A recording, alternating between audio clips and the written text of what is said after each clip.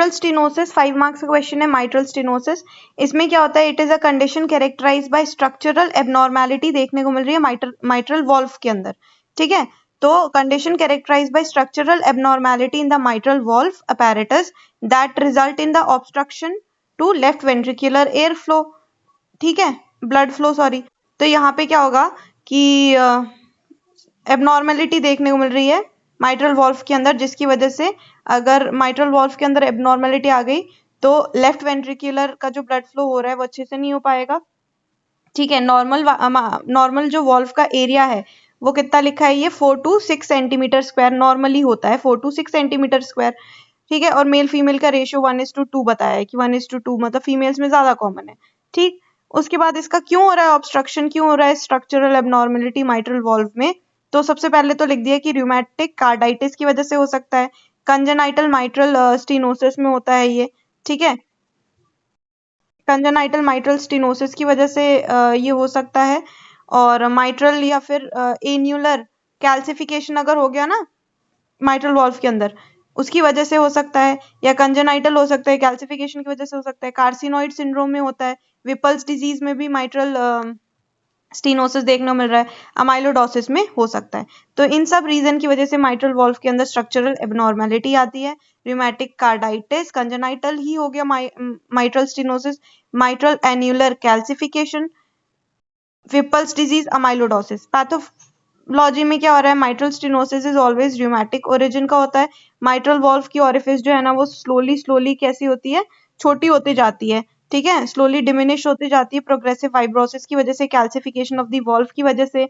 और वो फाइब्रोसिस होते होते, कैल्सिफिकेशन होते होते फ्यूजन हो जाता है, fusion of the cusp and subvalvular apparatus में फ्यूजन हो जाएगा, और जिसकी वजह से फ्लो जो है ना वो रिस्ट्रिक्टेड फ्लो होगा, लेफ्ट एट्रिया से लेफ्ट वेंट्रिकुलर में रिस्ट्रिक्टेड फ्लो होता है, ठीक है। और इसकी वजह से क्या? Breathlessness, dilatation of the left atria जो है ना वो डायलेट होती जाएगी, और हाइपरट्रोफी देखने को मिलेगी हार्ट में, ठीक। पैथोफिजियोलॉजी में क्या होगा? सीवियर माइट्रल स्टेनोसिस के अंदर लेफ्ट एट्रिया का प्रेशर बहुत ही हाई हो जाएगा, हाईएस्ट 25 mmHg तक हाई हो जाएगा। Elevated left atria pressure transmitted backward, अब लेफ्ट एट्रिया का प्रेशर पीछे की तरफ जाएगा पल्मोनरी वेन्स के अंदर, जिसकी वजह से पल्मोनरी वीनस कंजेशन देखने को मिलेगा, ठीक है, पल्मोनरी वीनस हाइपरटेंशन वगैरह देखने को मिलेगा।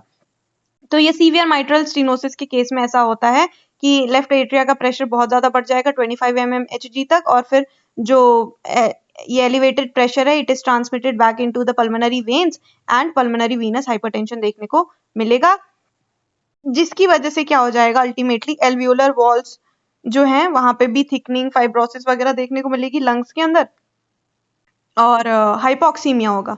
अब क्लिनिकल फीचर माइट्रल स्टेनोसिस में पहला है कि ब्रेथलेसनेस देखने को मिल रही है, क्यों? पल्मोनरी कंजेशन की वजह से। फटीग देखने को मिलेगा लो कार्डियक आउटपुट की वजह से। इडिमा और असाइटिस देखने को मिलता है, राइट हार्ट फेलियर जब हो जाएगा लेफ्ट हार्ट फेलियर की वजह से तो इडिमा और असाइटिस देखने को मिलेगा। पाल्पिटेशन भी देखने को मिल रहा है एट्रियल फिब्रिलेशन की वजह से, ठीक है। तो ये क्लिनिकल फीचर्स हैं, breathlessness, fatigue, oedema, ascites, palpitation, ठीक है। और क्या? हीमोप्टिसिस भी हो सकता है, पल्मोनरी कंजेशन, पल्मोनरी एम्बोलिज्म के केसेस में। Next page, cough, chest pain, pulmonary hypertension की वजह से dyspnoea, weakness, pinkish patches on the skin, auscultation करेंगे तो loud sound, mid mild diastolic murmur भी सुनाई देगा, ठीक है, लाउड साउंड और माइल्ड डायस्टोलिक मर्मर सुनाई देगा। एब्सेंट पेरिफेरल पल्सेस जो है वो एब्सेंट भी हो सकती है, क्रेपिटेशन सुनाई दे सकते हैं, ठीक है। तो ये हमारा साइन हो गया, हीमोप्टिसिस, कफ, चेस्ट पेन या फिर डिस्निया, वीकनेस, ऑस्कल्टेशन में अपने को लाउड साउंड और मिड डायस्टोलिक मर्मर सुनाई देता है, और क्रेपिटेशंस वगैरह। इन्वेस्टिगेशन करवाएंगे तो सबसे पहले ईसीजी करवाएंगे तो उसमें लेफ्ट एट्रियल हाइपरट्रोफी देखने को मिलेगी, और राइट वेंट्रिकुलर हाइपरट्रोफी भी देखने को मिल सकती है। चेस्ट एक्सरे के अंदर लेफ्ट एट्रिया जो है ना वो इनलार्ज हो जाएगा बहुत ज्यादा, और साइन ऑफ पल्मोनरी कंजेशन भी देखने को मिलेगा। इकोकार्डियोग्राफी में क्या हमें कस्प देखने को मिलेगी, thickening of the immobile mitral cusp देखने को मिलेगा, और डिक्रीज वॉल्व एरिया देखने को मिलेगा, ठीक है। डॉपलर करवाएंगे तो प्रेशर ग्रेडियंट पता चलेगा माइट्रल वॉल्व के अंदर। कार्डियक कैथेटराइजेशन करवा देंगे, कार्डियक कैथेटराइजेशन में भी प्रेशर ग्रेडियंट पता चलेगा एलए और एलवी के बीच में, ठीक। उसके बाद हम इसको मैनेज कैसे करेंगे? तो मैनेजमेंट में हम पेनिसिलिन का प्रोफाइलैक्सिस देते हैं, वो रूमेटिक कार्डाइटिस को प्रिवेंट करने के लिए, ठीक है, पेनिसिलिन का प्रोफाइलैक्सिस देंगे। डायोरेटिक्स देंगे, फ्रूसीमाइड, बीटा ब्लॉकर्स देते हैं। माइट्रल वॉल्व रिप्लेसमेंट भी करना पड़ सकता है। उसकी इंडिकेशंस क्या क्या हैं?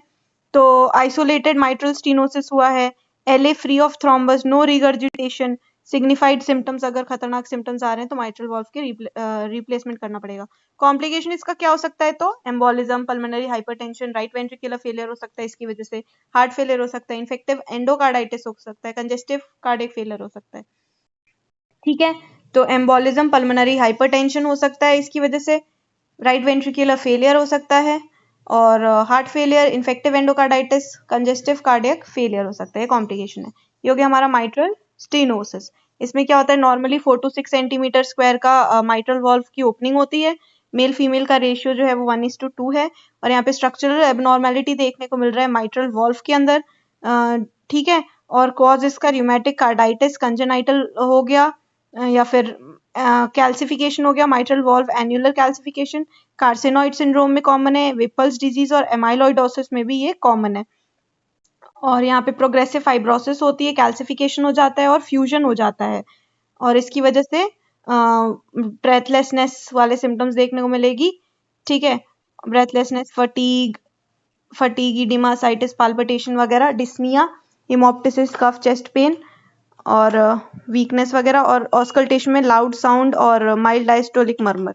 और ईसीजी करवाएंगे, एक्सरे करवाएंगे, इकोकार्डियोग्राफ करवाएंगे, डॉपलर करवाएंगे, कार्डियक कैथेटराइजेशन करवा के देखेंगे। मैनेजमेंट में वैसे मैनेजमेंट है, वॉल्व रिप्लेसमेंट भी करना पड़ सकता है।